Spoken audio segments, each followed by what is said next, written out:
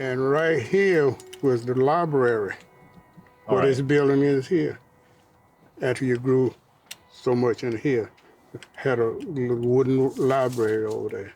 You had classes in there too, and still was a library. Now I grew that, so we moved, they sent us over to that building there, that two-story building. Yeah. The back part wasn't on there, it was just 4 rooms, 2 downstairs and 2 upstairs. So that's where we had to go. And we had some dedicated school teachers back in there because they were concerned about your being. Parents were more involved Okay. in the activities at school then than they are now, because you didn't have the luxuries of life back then like they do now. So everybody got to work now. Yeah. Okay. Yeah. Yeah, but moms were mothers. Okay. And they stayed at home. They raised us at home, and they were very instrumental into your being educated too. And specifically, a lady that used to live over there off of Main Street. Her name was Mrs. Albert. I can't think of her first name. Okay. But she used to be the president of the PTA. My mom used to serve in that capacity over across the street over there. But Miss Albert was over here, and she was a dedicated person. She was very active in the communities, and children too. She would get on you in a heartbeat. Okay. And I think that's what we need now, is people being more concerned about children. But it's different because parents don't allow you to help them with their children now. And back when I was in school, I didn't anticipate on furthering my education on the college level back then because my parents couldn't afford it for one thing. Then the next thing, most of the time when the person finished high school, that was just about it. You did go and find manual labor. And then with the school being segregated, how aware were you of that you were having a specific African American or Black experience? Was that something you were aware of, or was just very much so? Okay, very much so. And what there was things that you could and could not do. Oh yeah.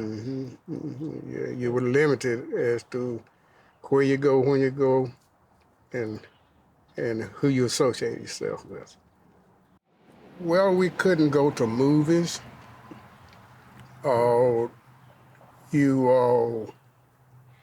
had to respect people of the opposite color. You couldn't, back then when you seen a lady, you had to tip your hat to them.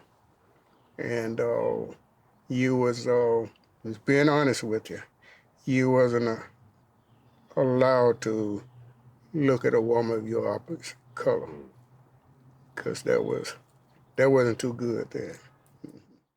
But through it all, I look back at where I came from, where my children, the level they came through, where they didn't have to go through what I went through.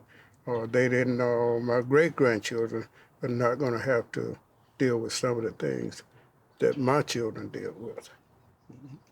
And it was rough. It was rough, but I can only imagine. We learned how to deal with it.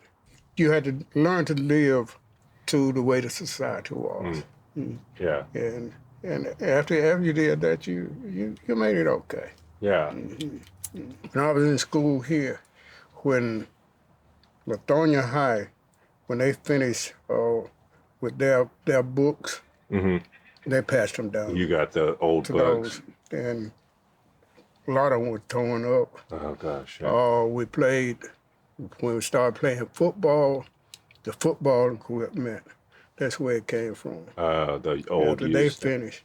Okay. Yeah, we had to use it. Yeah. There was a nurse named Nurse Ivy.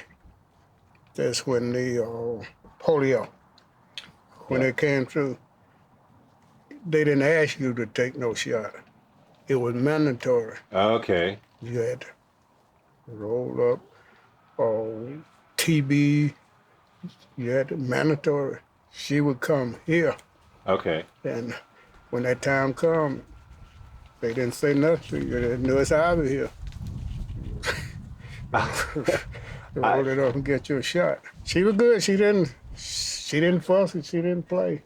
Race or ism was not always like it is now.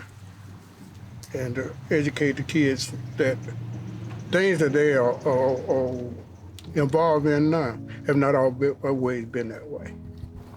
And they have to put forth some sacrifices themselves to help continue to make sure we don't go backwards.